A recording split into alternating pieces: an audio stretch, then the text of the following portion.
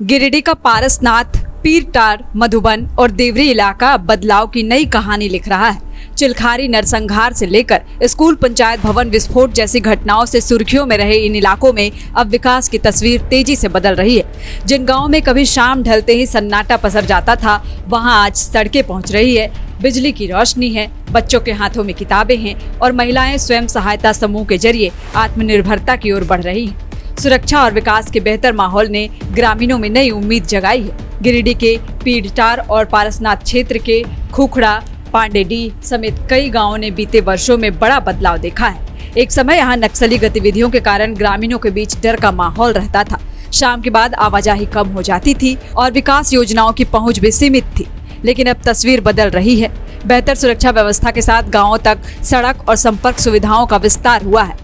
जिन इलाकों तक पहुंचना कभी मुश्किल था, अब वहां पक्की सड़कों के जरिए आवागमन आसान हुआ है। इसका सीधा असर ग्रामीण अर्थव्यवस्था पर भी पड़ा है। किसान अपने उत्पाद बाजार तक आसानी से पहुंचा रहे हैं और मरीजों को अस्पताल ले जाने में भी पहले की तुलना में सुविधा हो रही है। मोबाइल नेटवर्क और संचार सुविधा के विस्तार ने भी गाँव को बाहरी दुनिया से जोड़ने में अहम भूमिका निभाई है। कि इस इलाके में पूरा यदि पीरटार का क्षेत्र देखा जाए तो नक्सलियों का कहा जाता था कि गढ़ माना जाता था ये क्षेत्र।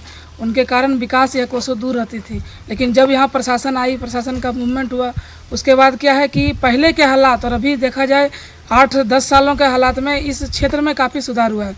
इन क्षेत्र का कहा जाए कि सबसे बड़ा विकास का रीढ़ जो था, इस सड़क ना बन पाना, ये सबसे बड़ा मुख्य कारण था। जब सड़क बना तो लोग आवागमन यहाँ होते गया। उसके बाद क्या हुआ कि गांव में तरह तरह के विकास कल्याणकारी योजनाएं चल रही है। इसका सबसे बड़ा यदि आप देखेंगे तो जीता जागता हमारे यहाँ क्या है कि वर्तमान में हमारे गांव में ही थाना का निर्माण हुआ है। जस्ट थाना के बगल में डिग्री कॉलेज का स्थापना किया गया है सरकार के द्वारा, और चहुमुखी विकास जैसे CHC का स्थापना हुआ है इस क्षेत्र में, और लोग जो है यहाँ के बच्चे पढ़ लिख पा रहे हैं। विकास की यह तस्वीर सिर्फ सड़कों तक सीमित नहीं है।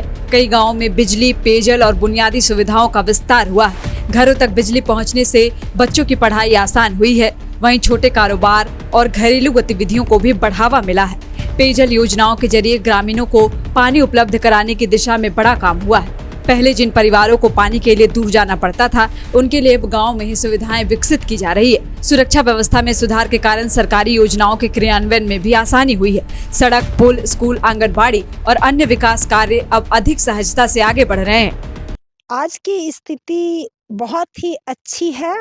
हम लोग सब बेफिक्र काम करते हैं। यहाँ पर सरकारी हर सुविधा, वो स्वास्थ्य हो, शिक्षा हो, हर तरह की योजना हो, सड़क हो या कोई भी हो, सब कुछ यहाँ अच्छी तरह से मुहैया सब कुछ है। सरकार की सारी योजनाएं यहाँ सफल रही हैं और सब परिपूर्ण है। कब आपकी शादी हुई थी, कब आप इस गांव में आई हैं? हमारी शादी 2000 हुई है। तो उस समय की क्या स्थिति थी, उस समय का तस्वीर कैसा था जिस समय आप यहाँ नए नए ससुराल में आप आई थी? जी, मैं आसनसोल वेस्ट बंगाल से आई हूँ, और जिस समय मैं यहाँ आई तो मुझे तो लगा मैंने एक आश्चर्य, कैसे जगह में चली आई, एक जंगल जैसा। उस वक्त ना ही रोड था, ना बिजली, न पानी। नक्सलवाद तो था ही। मैं कभी पुलिस, जो कहते हैं पुलिस प्रशासन, हम लोग वहाँ बिरले देखते थे। कभी वैसा कुछ हुआ तो हम लोग पुलिस प्रशासन वगैरह से बहुत दूर, और यहाँ आए तो देखते थे अचानक सब फ्लैग मार्च वगैरह में लाइन लगी हुई है CRP का, सब जा रहे हैं, कोई इधर दौड़ रहे उधर दौड़ रहे। आज यहाँ बमबारी का बहुत हम लोग देखे हैं। और उसी समय, उसी दरमियान जो पहली इलेक्शन हुई, मैं पंचायत समिति बनी, तो हम लोग क्षेत्र में निकले, यहाँ तक कि हम लोगों का भी बुलावा हो जाता था। यानी नक्सली बुलाते थे? हाँ, बुलाते थे। क्या बुला के क्या बोलते थे? आपका क्या है, पंचायत में क्या कर रही हैं, कैसा योजना चल रहा है, आप क्या सोच के आए हैं। यहाँ तक कि हम लोगों से पूछ बैठते थे, यहाँ कितने विद्यालय हैं, आप लोग जो बने हैं क्या हैं। मैंने हर चीज़ का हम लोग सब जवाब भी दिए हैं। हम लोग के साथ वे लोग इसी तरह से सब पूछताछ किए, बाद बाकी ऐसा कोई हम लोगों पे दबाव वे लोग नहीं बना। अच्छा, एक चीज़ बताइए कि आप महिला होने के नाते, और उस समय महिलाओं की स्थिति क्या होती थी? कितने बजे लोग घर चल जाते थे, कितने बजे तक लोग घर के अंदर बंद हो जाते थे? उस वक्त तो जैसे हम लोग देखे हैं 6 बजे के बाद तो आवागमन यहाँ 6 बजे क्या ये आपका वैन चलती थी एक, जो सुबह 8 बजे करीब जाती थी और उधर से 2-1:30 बजे तक लौटती थी। उसके बाद कोई यातायात की सुविधा भी नहीं।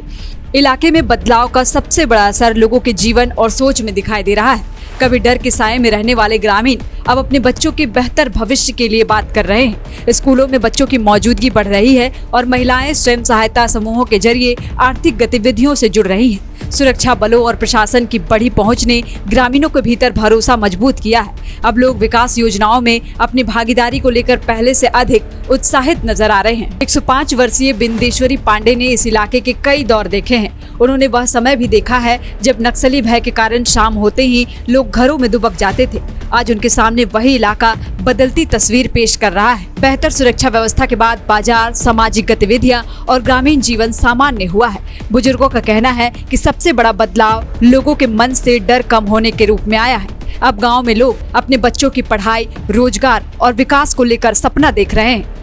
ये पीटान थाना जो है सो जंगल इलाका है और आदिवासी गैर आदिवासी पहले से अंग्रेज का टाइम में न कोई रोड, न कोई पढ़ने लिखने का व्यवस्था, कुछ भी नहीं, कोई जीने का कोई भी नहीं था।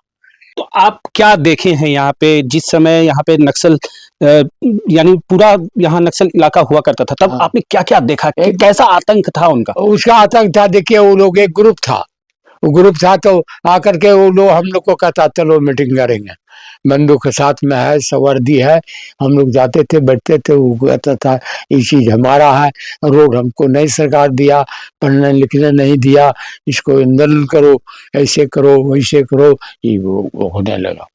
कभी नक्सली हिंसा और भय के लिए पहचाने जाने वाला गिरिडीह आज बदलाव की नई कहानी लिख रहा है। जिन इलाकों में कभी बंदूक की गूंज सुनाई देती थी, अब वहां स्कूलों की घंटियां सुनाई देती है। सड़क, बिजली, पानी, शिक्षा व्यवस्था, स्वास्थ्य और सुरक्षा के क्षेत्र में हो रहे बदलाव ने ग्रामीण जीवन को नई दिशा दी है। यह सिर्फ बुनियादी सुविधाओं का विस्तार नहीं, बल्कि उस भरोसे की कहानी है जिसने ग्रामीणों को विकास की मुख्य धारा से जोड़ा है।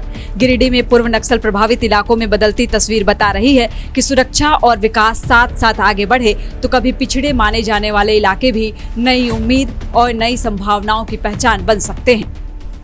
जहां 27 वर्षों के सफर में 17,000 से भी अधिक छात्रों ने डॉक्टर एवं इंजीनियर बनकर भरे सफलता की ऊंची उड़ान, जहां साधारण छात्र भी झारखंड टॉपर्स बनकर बना रहे इतिहास। दूरदर्शी शिक्षाविद श्री विपिन सिंह के मार्गदर्शन में मेडिकल एवं इंजीनियरिंग के लाखों छात्रों के लिए आशा की किरण के रूप में Goal, nation's leading institute. Biome institute NEET की तैयारी के लिए एक भरोसेमंद नाम। यहाँ अनुभवी फैकल्टी, स्मार्ट क्लासरूम और बेहतरीन टीचिंग मेथड से स्टूडेंट्स को मिलती है मजबूत तैयारी। यहाँ हर स्टूडेंट को मिलता है पर्सनल गाइडेंस और डाउट क्लियरिंग का पूरा सपोर्ट। नीट 2027 और 28 के लिए फेज 1 बैच 9 अप्रैल से शुरू हो रहा है। आज ही बायोम इंस्टीट्यूट से जुड़े और अपने डॉक्टर बनने के सपने को दे सही दिशा। बायोम इंस्टीट्यूट सिर्फ मेडिकल प्रिपरेशन का संस्थान। काम की तलाश है, भरोसेमंद नौकरी चाहिए, जुड़िए एनजी के साथ, जहां श्रमिक सबसे पहले। 12 घंटे की ड्यूटी, हर दिन 3 समय का खाना, मुफ्त रहने की सुविधा, आपकी सुरक्षा के लिए इंश्योरेंस, ओवर टाइम का लाभ, पीएफ सीधा क्लाइंट से, समय पर पूरा वेतन और जरूरत पड़ने पर एडवांस पे। एएनजी मैन पावर सॉल्यूशंस, सम्मान के साथ काम, भरोसे के साथ कमाई।